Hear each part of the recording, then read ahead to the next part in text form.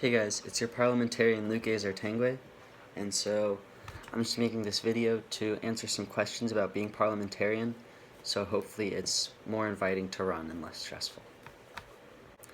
So first, what have been my favorite parts about being parliamentarian? I would have to say that leading voting fellowships at nationals was a ton of fun. It was great just meeting all the candidates and being able to talk to all of them. It was a great experience being the leader of a voting fellowship. I thought that was a really good growing experience. And also just talking to the Mass JCL members about what they think about the candidates and being able to stand up there and serve as a leader. What duties of being parliamentarian require more effort? I would say mostly it's a lot of work to get all the constitutional amendments set up. It's a lot of organization that's required, so just making sure you stay on task and stay on top of things. Personally, I started the constitutional amendments at the right time, and I did it all right. It's just time flies really quickly, and all of a sudden, you just have to have the meeting, and you just have to spend some time organizing the amendments, and also just keep contacting local officers. Time flies really quickly when you're in office, so just making sure you have checklists and knowing when to contact people and doing it continuously and staying updated. So how did I prepare to lead voting fellowships at nationals? So really, it's just talking to the candidates.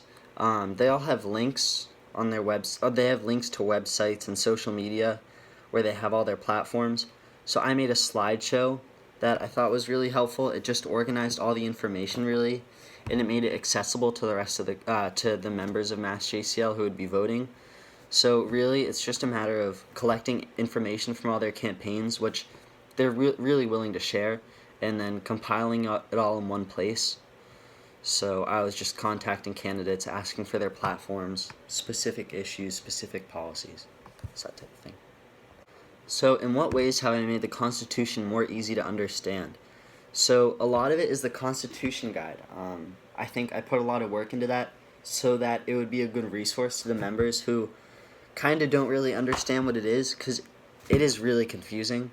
So I made the Constitution guide to serve as a resource to the Mass JCL Constitution so that anyone can get involved, because anyone can read the guide. It's a pretty simple guide.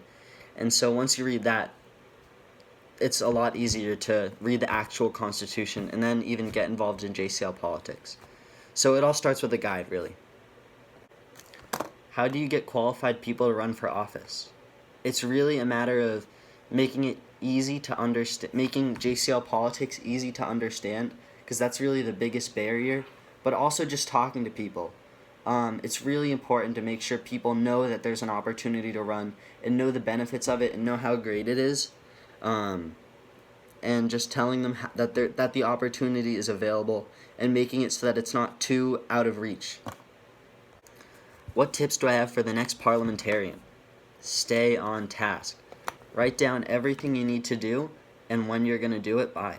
So there's a lot of events, or there's a lot of tasks specifically that can just fall under the radar, and it's really important to stay up to date with them. So just make sure you're contacting local officers about running for office.